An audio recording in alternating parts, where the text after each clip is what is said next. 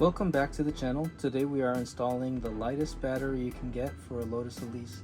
It's an Antigravity ATX-20 with the restart technology. This battery is super light. It's only about 3.8 or 3.9 pounds, so very lightweight and very small.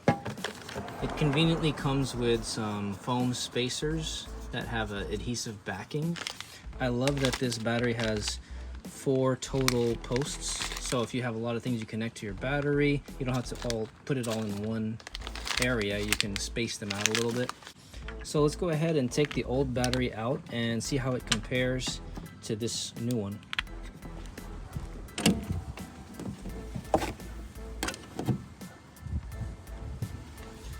Alright, so there is the current battery setup we have. I honestly don't know what kind of battery this is, so we will find out. But right now, I'm gonna need to remove these connections to the post for the power and also to the ground. And then I believe this battery mount is from Really Light Stuff. They have what looks like a 13 or 10 millimeter nut. So you undo that. You got a voltage cutoff switch over here, which should come off with the battery mounts. One tool that's going to help you is this thing. It's a 9-volt battery that's attached to this wire here that connects to your cigarette lighter. So I'm going to plug this into the cigarette lighter, and then we can change the battery and not have to worry about resetting all the settings. All right, so these are the two batteries side by side together. This is actually from Napa Auto Parts. It looks like it's an AGM battery, and this is the lithium ion battery. This thing is super light, and this thing is super heavy compared to this, so you're gonna save a lot of weight. Right around 14.1 pounds. This super light one from Antigravity is only 3.5 pounds, so 3 pounds and 8 ounces. That's over 10 pounds of weight savings in the rear of the vehicle. So let's go ahead and get this installed. Okay, so I have the anti-gravity battery installed. Very simple. It actually fits this battery mount, even though it's a little short on the back end. If you clamp down the battery mount right over there, that 13 millimeter bolt, if you push it, it doesn't move around. It's very sturdy because there's pressure from the top pushing it down into the battery, so that's not moving anywhere, which is good. So right now we're at 13.3 volts. This is not your typical AGM or lead acid battery that's resting voltage is around 12.6. Resting voltage for this is around 13.6 or below. So 13.3 is a good charge, definitely enough to start the car. This has twice the power in terms of cold cranking amps. This has 680 versus the other battery only had about 310. But the other battery has a little more amp hour versus this, but this is a lot lighter, so a lot lighter form factor and better starting power. So this is our starting voltage according to the battery monitor app, 13.23 volts. Again, it's the resting voltage is higher for a lithium ion battery.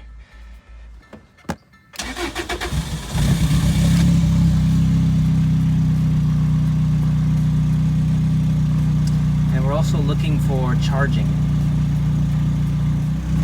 All right, so it looks like the battery is charging appropriately, or the alternator is charging the battery appropriately. So that's a good sign.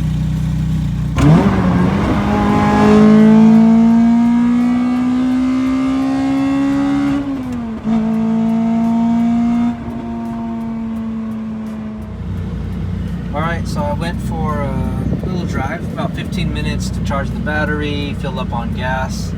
I got the AC on max, got the upgraded Alpine amp with the JL speakers, we've got the dash cam, we've got headlights, taillights on, and just got max load on the car. And you can see right there, the idle charge is about 13.26 volts. This is good because the battery is already fully charged at this point. It's been driving it for a while, so it's just maintaining this 13.2 volts. If you start the car and it needs to be charged, it's usually the alternator usually charges it around closer to 14 volts. until it's fully charged, and then at idle it tends to just float around this lower number. So now I'm going to show you how the battery holds its charge over about a 5-day period, from one weekend to the next weekend without starting the car at all. You can see we drove the car and it was charging around like 13.9 volts before we turned off the car, and then it finds its resting voltage, which is around 13.3 to 13.2 volts. That's usually the resting voltage, and you can see that it holds steady for the next few days here. About 5 days later, and it still holds around 13.1 volts is the lowest it got. But you can see this line is just straight, no parasitic drain. This should theoretically last 2 to 3 weeks without needing a battery charger or maintainer. Now, if you're able to put it on a maintainer, that would be great, but if not, you should still be able to get at least a full week to 2 weeks on a full charge without needing to charge it. So we've made it to the weekend here, and you can see we only lost about 1 to 1.5 volts of power. Still plenty to charge the car or to start it up, as you can see here. And this battery should still be able to start until about 12.5 volts. By then it's going to shut itself off, since it has that reserve capacity and the restart technology. So there you have it. The lithium ion battery from Antigravity is a great deal. I think it's worth it for the significantly reduced weight, and also the improved starting power, and just battery life in general is much improved. Lithium ion batteries are very good technology, and I think personally, as my first one, I'm going to be going with these batteries from here on out, because lead acid and AGM is a bit outdated or old technology, and I think if you can save weight and have just as good starting power, then why not? So I'm going to go ahead and leave a link in the description for the battery, and also the battery monitor, and a few other things that I think might be helpful for you. Thank you so much for watching, and I will see you guys on the next video. Have a good evening.